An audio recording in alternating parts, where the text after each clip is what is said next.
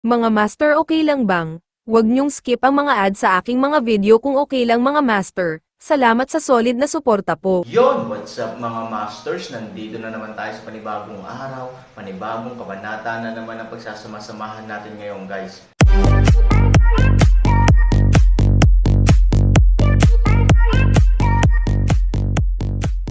Bali mga masters, kung bago ka pa lang po sa aking YouTube channel, please click the subscribe button, lalong-lalo na po yung notification bell guys, para maging connected pa rin tayo sa isa't isa at maging updated kayo sa mga susunod ko pang video. Bali mga masters, bago natin umpisahan ng kwento ay mag-shoutout po muna tayo para sa mga solid nating tagapakinig. Shoutout kay Fernando Jimeno at shoutout kay JP Arnold. Yun na nga mga masters, no? Bali hindi na ito patagalin. In 3, 2, 1, let's go! Lubos na nagpapasalamat si Han Sanchen sa iyong pagmamahal. Sa totoo lang, noong nilikha ang Polar Bear Army, naisip na ni Han Sanchen na maaaring sumali ang sinuman mula sa Demon Castle. Nang marinig ang mga salita ni Han Sanchen, maraming rebelde ang agad na nagpakita ng kagalakan. Napakasaya ng isang grupo ng mga tao. Ngunit sa sumunod na segundo, biglang binago ni Han Sanchen ang usapan, gayunpaman, ang lahat ay may hangganan. Ibinigay ko ito sa iyo, ngunit hindi mo ito pinahalagahan, kaya nawala ang pagkakataong ito. So, sarado na ang registration para sa Polar Bear Group. Lahat, dapat humanap ka ng sarili mong paraan. Hindi ko nababawiin ang tambak na gintong brick na pinagpustahan ko sa iyo noon, kaya babayaran na lang kita ng toll. Nang bumagsak ang mga salita, ginalaw ni Han Sanchen ang kanyang kamay, at ang tumpok ng mga gintong brick ay agad na lumipad sa harapan ng mga rebelde. Ang masayang ngiti ng mga rebelde ay ganap na nagyelo sa kanilang mga mukha. Tuluyan na silang napatulala, ngunit para sa marami na sumali sa Polar Bear Corps, ito ay isang kagalakan. Kung tutuusin, bagaman hindi masyadong malalim ang mga contradiction sa pagitan nila at ng mga sundalo sa lungsod, hiwalay pa rin sila sa isa't isa sa pangkalahatan. Mahirap para sa kanila na makipaglaban sa tabi ng grupong ito ng mga tao. Ngayon, ang mga taong ito ay ganap na wala sa laro, at sila ay natutuwa sa pagiging komportable. Isang mapait na ngiti ang ibinigay ni Han Sanchen. Actually, hindi siya nagsinungaling. Talagang naisip niya iyon. Bagamat ang mga sundalong ito ay maput, kadalasan ay may kanilang inosenteng panig. Kawal. Minsan ito ay tiyak na gagamitin bilang isang gunner. So, kung willing silang sumama sa sarili nila, okay lang na bigyan sila ng chance. Ngunit pinalampas nila ang pagkakataong ito. Alam na alam ni Han Sanchen na ang mga gustong sumama sa kanya sa unang pagkakataon ay ang mga talagang gustong sumama sa kanya. Ngunit ngayon na sila ay tumalikod, ang kanilang mga puso ay nagbago. Kahit na, ano ang silbi ng pagre-recruit?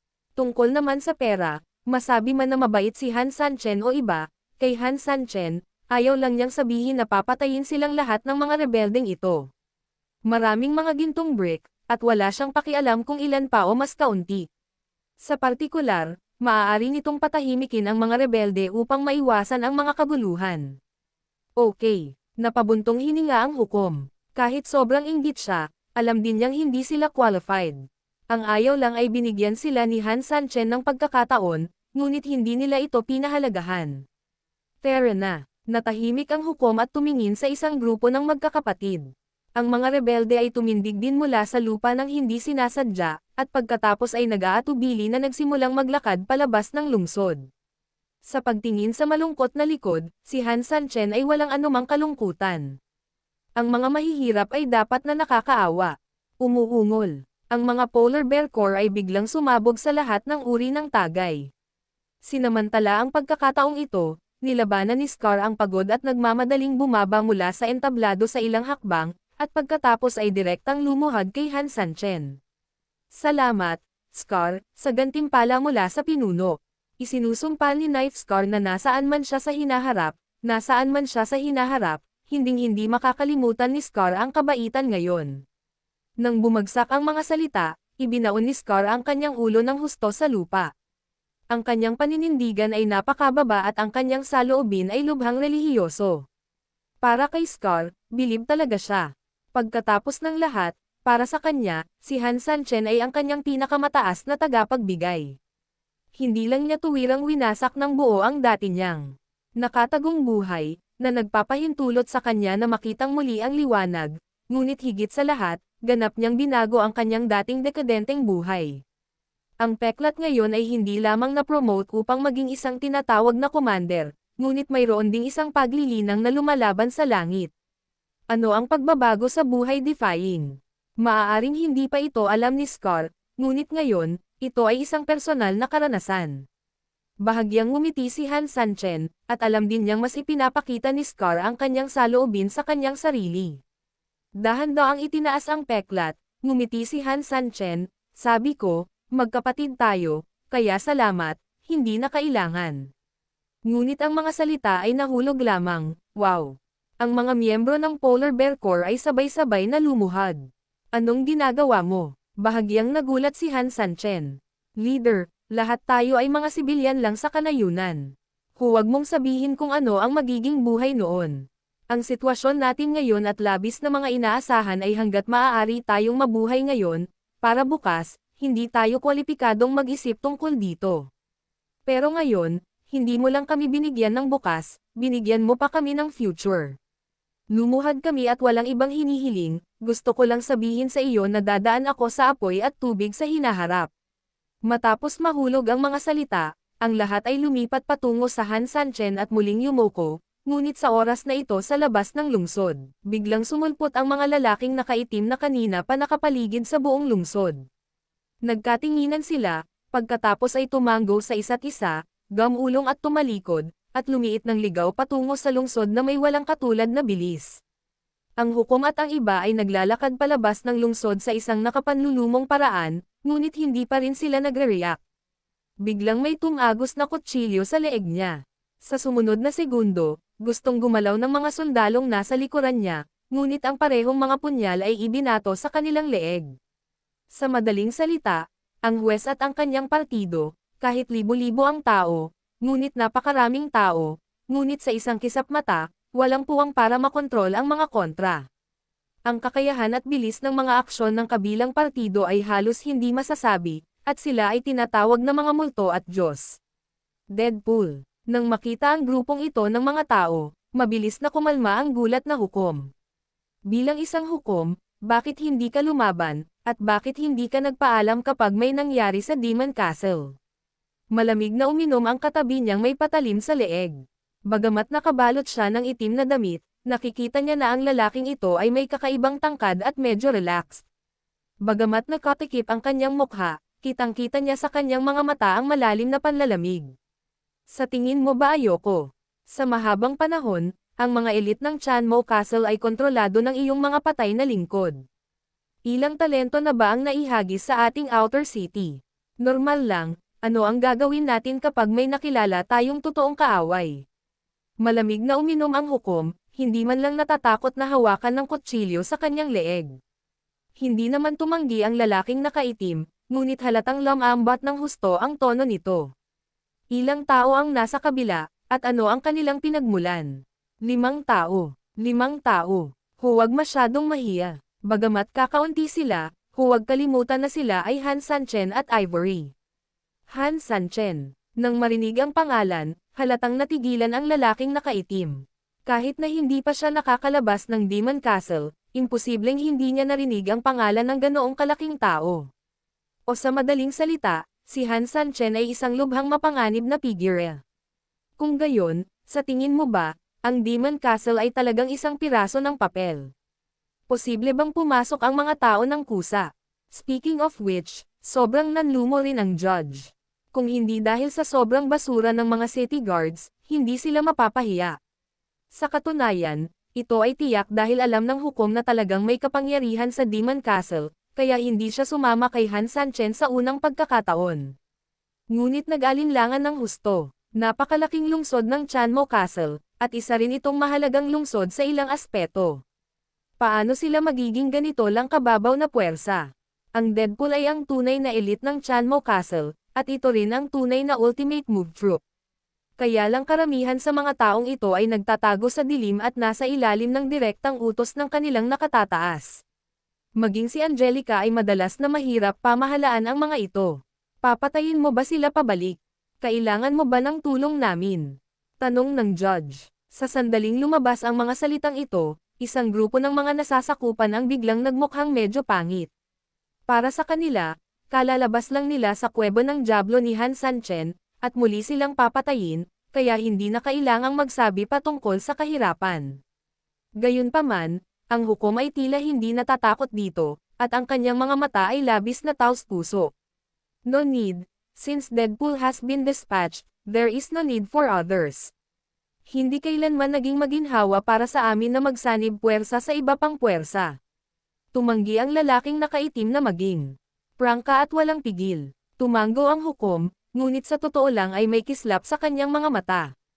Sa katunayan, matagal na niyang alam na kahit humingi siya ng labanan, hinding-hindi siya papayagan ng commander nitong patay na lingkod na lumahok sa labanan. Tulad ng sinabi niya, ang Deadpool ay ipinadala, at walang ibang kailangan. Dito nakasalalay ang kanyang pride.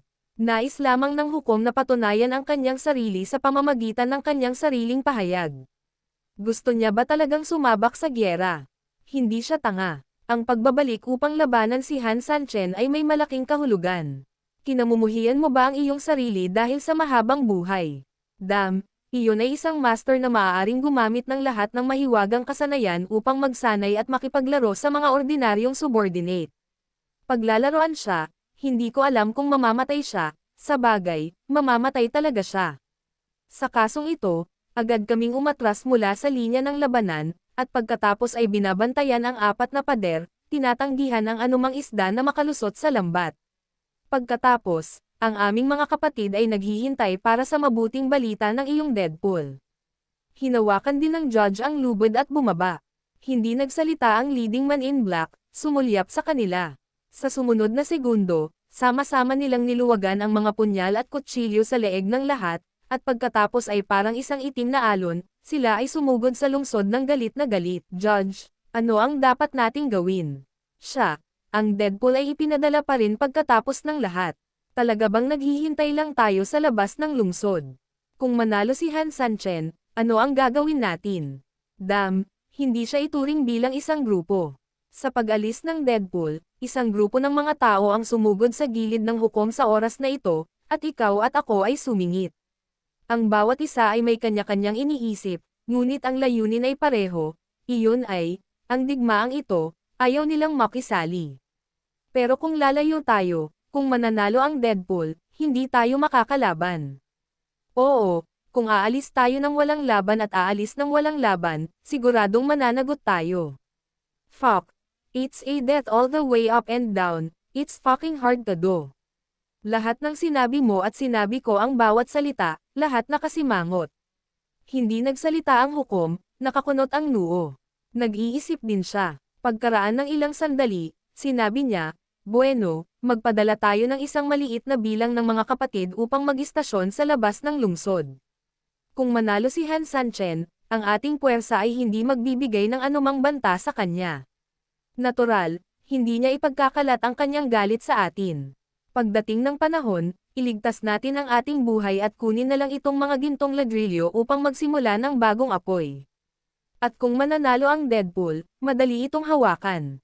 Sinabi namin na upang maiwasan na mahuli sa isang palayok, at upang bumuo ng isang layer ng network ng depensa upang maiwasan ang mabilis na pag-alis ng kalaban, nag-set up kami ng ilang mga card at pinalawak hanggang sa labas. Nang marinig ang mga salita ng hukom, isang grupo ng mga tao ang tumango. Damn it, ang hurado ay talagang isang goddamn talent. Ang gayong matalinong panlilinlang ay walang putol.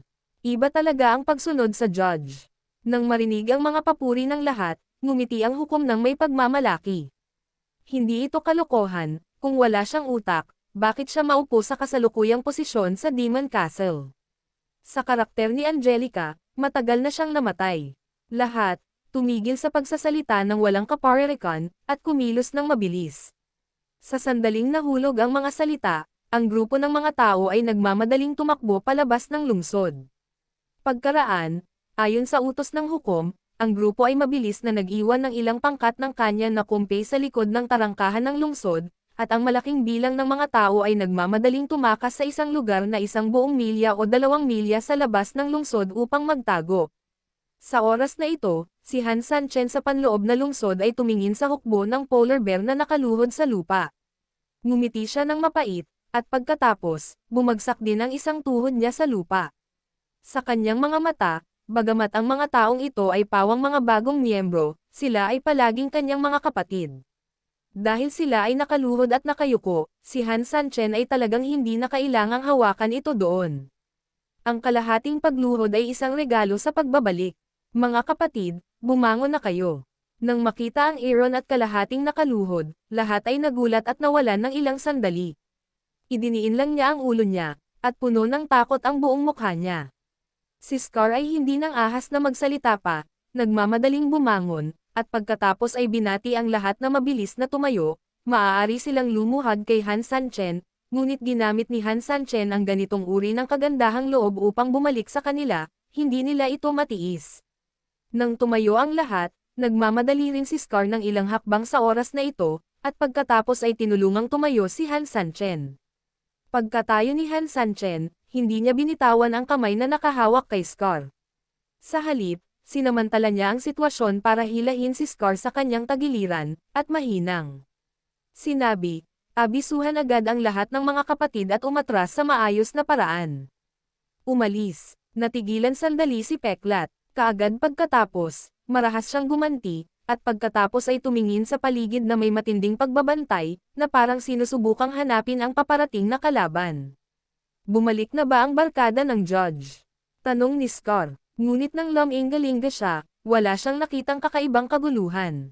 Bahagyang umiling si Han Sanchen, wala siyang lakas ng loob. Malinaw, naramdaman ni Han Sanchen ang malakas na hangarin ng pagpatay na nagmumula sa lahat ng direksyon patungo sa kanya. Ngunit hinarap siya ng hukom at ng iba pa, kaya alam niya na ang mga taong iyon ay walang ganoong kalakas na hangarin sa pagpatay. Bagamat sila ang may pinakamalaking posibilidad na patayin sila dahil sa selos at iba pang dahilan. Ngunit talagang hindi sila. Sino pa ba? Naghihinalang tanong ni Scar. Marahan na ngumiti si Han Sanchen, kakaiba ka ba? Hindi ito kayang bayaran ng Aaron. Ang napakalaking Heavenly Demon Castle, Aaron ay masyadong maayos na nalinas, kaya sa simula, Aaron ang nagreserba nito sa mahabang panahon. Sa halip na mayabang, iniisip na siya ang nanalo. Fuck, Alliance Leader, kukunin ko ang mga kapatid ko para patayin sila ngayon. Hindi. Magsasalita na sana si Han Sanchen, ngunit sa sandaling ito, lumitaw ang isang alon ng mga itim na anino. Yun na nga mga masters, no? Bali panibagong kabanata na naman yung natapos natin ngayong gabi. Muli, maraming salamat po talaga sa walang sawang suporta po sa aking YouTube channel na talagang inaabangan nyo po ang bawat upload ko po. Bali mga masters, magkita-kita ulit po tayo bukas ng gabi at ngayon po ay magpapaalam po muna tayo. Bali mga masters, bye-bye!